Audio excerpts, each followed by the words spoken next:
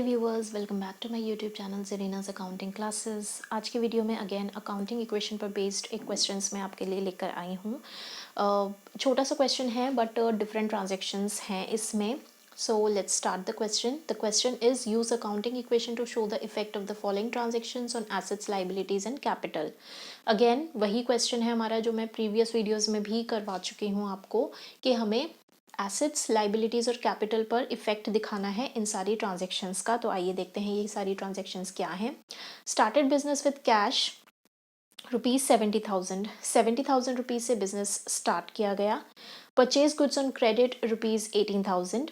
18,000 के goods purchase किए गए हैं क्रेडिट पर। Purchase machinery ₹20,000। 20,000 से मशीनरी परचेज की गई है।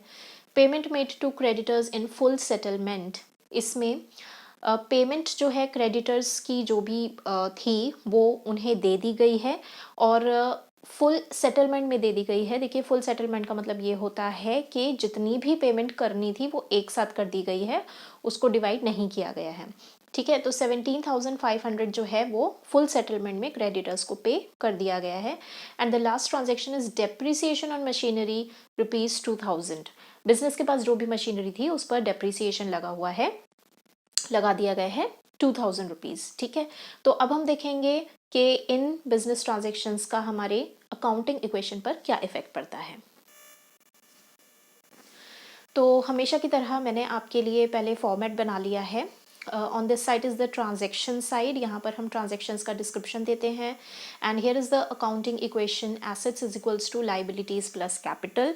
और जैसा कि मैंने आपको बताया था पहले भी कि आप चाहें तो एसेट्स के या इस साइड के भी डिफरेंट डिफरेंट कॉलम्स बना सकते हैं। चाहें तो आप बिना कॉलम्स बनाए भी एंट्री कर सकते हैं, बट आप कॉलम्स बना लेते हैं तो आपके लिए थोड़ा कन्वीनियंट रहता है।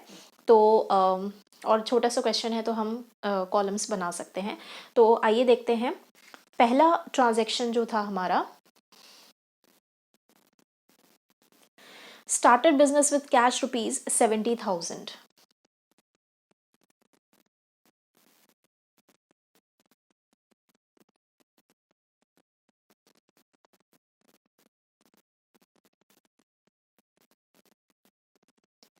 तो मैं यहाँ पर कैश का कॉलम बना लेती हूँ। 70,000 कैश से बिजनेस स्टार्ट किया गया, तो वो बिजनेस में 70,000 कैश आया, प्लस जो भी कैश आया उससे हमारी कैपिटल भी बिजनेस की बढ़ गई 70,000 रुपीज़ से।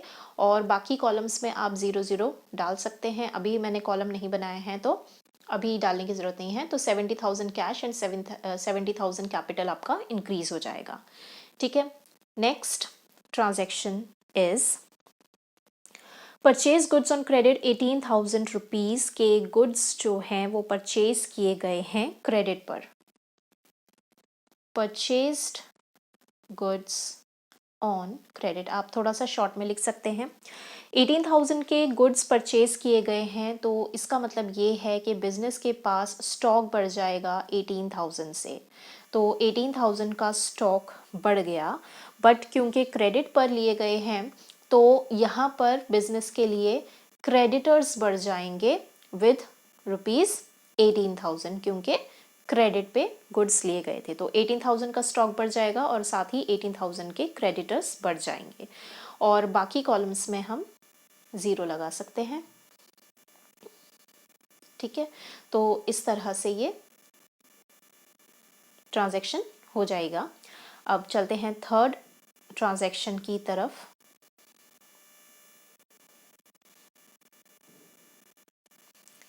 Purchased machinery ₹20,000। 20,000 की मशीन परचेज की गई है, तो एक मशीनरी का कॉलम बना लेते हैं, मशीन। ठीक है, तो यहाँ पे डिस्क्रिप्शन, परचेज्ड मशीनरी ₹20,000 की। तो 20,000 में खरीदी गई है, तो 20,000 बिजनेस के पास से कैश जाएगा और बिजनेस के पास 20,000 की मशीन आ जाएगी, तो वो ऐड हो जाएगा in asset, because machinery is an asset. ठीक है, तो इस तरह से ये हो गया इसका dual effect of this transaction. Fourth transaction, Fourth transaction is payment made to creditors in full settlement ₹17,500 जो हैं वो क्रेडिटर्स को दे दिए गए हैं फुल सेटलमेंट में। आप शॉर्ट में लिख सकते हैं पेड टू क्रेडिटर्स। तो क्रेडिटर्स को पे किया गया है तो ऑब्वियसली बिजनेस के पास से उतना कैश जाएगा, दैट इज 17,500। एंड क्योंकि क्रेडिटर्स को पे कर दिया गया है तो हमारे क्रेडिटर्स भी उतने अमाउंट से कम हो जाएंगे क्योंकि उन्हें उनकी पेमेंट जो है वो मिल चुकी है।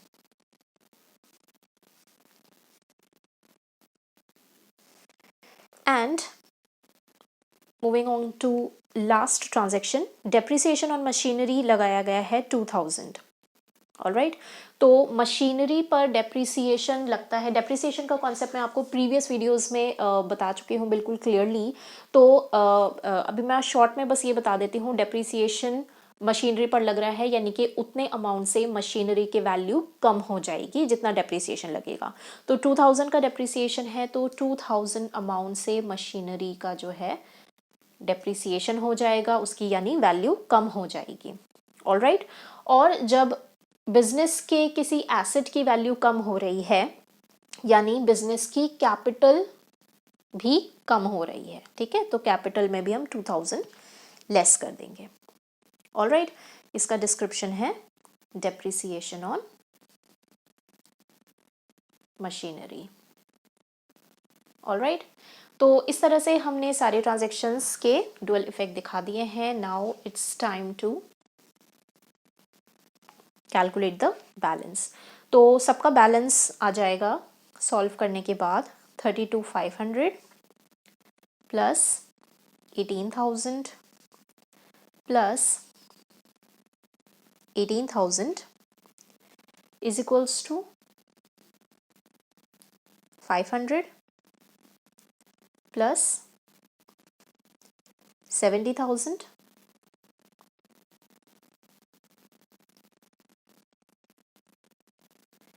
माइनस 2000।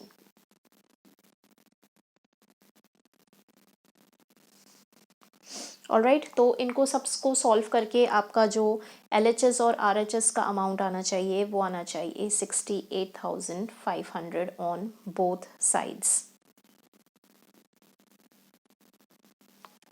ऑलराइट, तो इस तरह से ये क्वेश्चन सॉल्व हो जाता है। I hope you have understood all the transactions.